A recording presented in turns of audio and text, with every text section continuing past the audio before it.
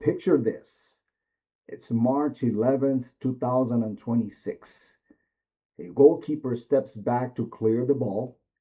His Achilles gives out. He collapses. He's carried off the pitch in tears. Ángel Malagón, 29 years old, Golden Glove winner at the 2025 Gold Cup. Years of fighting for that starting spot on the Mexican national team. And in one step, gone. That night, he wrote, "There are moments in life that are hard to understand, especially when you behave well and act on good faith. Today, with all the pain in my heart," and the message went on.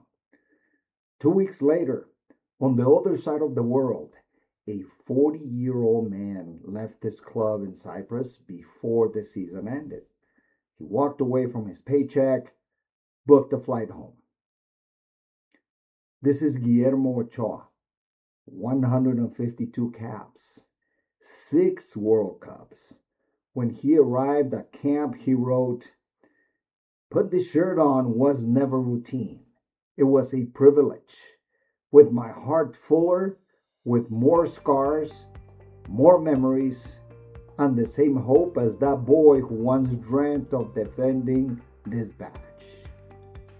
One goalkeeper whose dream was taken, one who refused to let his go.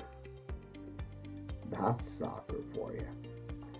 Both Mexican, both carrying the weight of a nation on their gloves.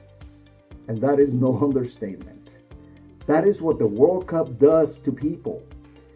And on June 11th, at the Estadio Azteca, Mexico kicks off its third home World Cup. Tonight on PowernomiKs, this is Mexico's party. But who is really getting paid? My name is Dr. René Padilla. Welcome to PowernomiKs, where we don't just watch the world happen, we understand it. Hit subscribe so you don't miss what's coming, and like this video if it answered. Now let's get into it. Mexico hosts for the third time in history. No other country has done that.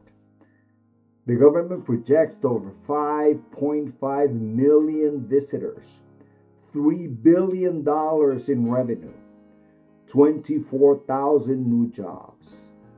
Hotel prices in Guadalajara are up 333% year over year. Monterrey, 218%. Mexico City, 173%. The money is flowing. The question is, to whom?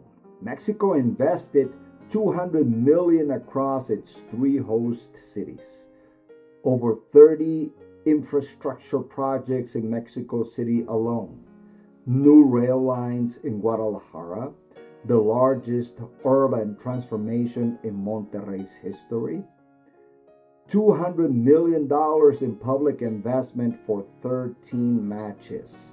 That's how many Mexico is going to host. Who gets that money back and who pays for it is exactly what PowernomiKs is here to find out. Here is what the press releases don't tell you. Since Mexico was confirmed as a co-host, Airbnb listings grew 30% in Mexico City, 50% in Guadalajara. In Monterrey, they doubled. Most of those properties are not families renting a spare room. They are real estate companies that have converted entire apartment buildings into tourist rentals. So one would hope that the money is flowing to individual families, but that, by most part, does not seem to be the case. Mexico City's Cuauhtemoc borough, the heart of the city, between 11 and 20% of all housing is now on Airbnb. Ordinary Mexicans are being priced out of their own neighborhoods during their own party. Now, the bigger picture. Mexico's GDP fell 0.6% in Q1 2026, every sector declined. At the same time, record foreign investment of 23.5 billion, on paper a boom, in the streets a squeeze. Economists call this a split screen economy. Top half, record investment, nearshoring momentum, World Cup tourism. Bottom half, contracting GDP, weak domestic demand, families being displaced. And the World Cup lands exactly as the USMCA trade agreement comes up for review. Mexico is not just hosting a tournament, it is running a 3 billion global advertisement for itself. Football as diplomacy, the stadium as a boardroom, pure PowernomiKs. But for quick context, Mexico hosted in 1970 under single-party rule, using the tournament to project stability.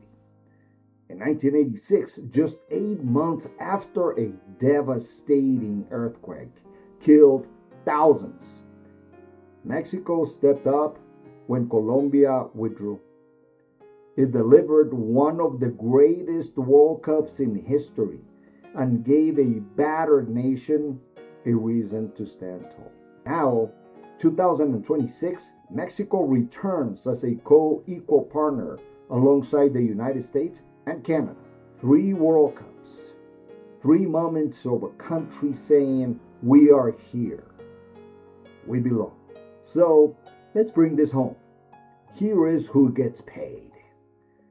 FIFA collects 8.9 billion globally. Mexico's share flows to the international organization, not to Mexican workers. The hotel industry cashing in, but a growing share is corporate real estate, not local families. Infrastructure contractors, the companies building rail lines and renovating stadiums, pocket most of that 200 million in public investment. Local businesses, restaurants, vendors, transportation, they get a real piece. Estimated at 1 billion for the hospitality sector, that money does reach ordinary Mexicans. And the Mexican government gets something no ad campaign can buy. 5 weeks of global attention during a critical USMCA negotiation. And for those of you who don't know, the USMCA is the trade agreement between the United States, Mexico, and Canada. The tourists are coming, the hotels are full, the GDP is contracting. And on June 11th, Guillermo Ochoa will walk out of that Azteca tunnel one final time for his country and in his home in front of the world. That moment is not on any balance sheet, but it will be worth more to 130 million Mexicans than anything else in this episode. That is the World Cup. That is Mexico. That is PowernomiKs. Subscribe for the Colombia and USA World Cup episodes coming next. And share this with someone who loves Mexico or just needs to understand the world a little bit better. And remember, it is not about believing what we want to believe. It is about knowing what we need to know. I am Dr. René Padilla.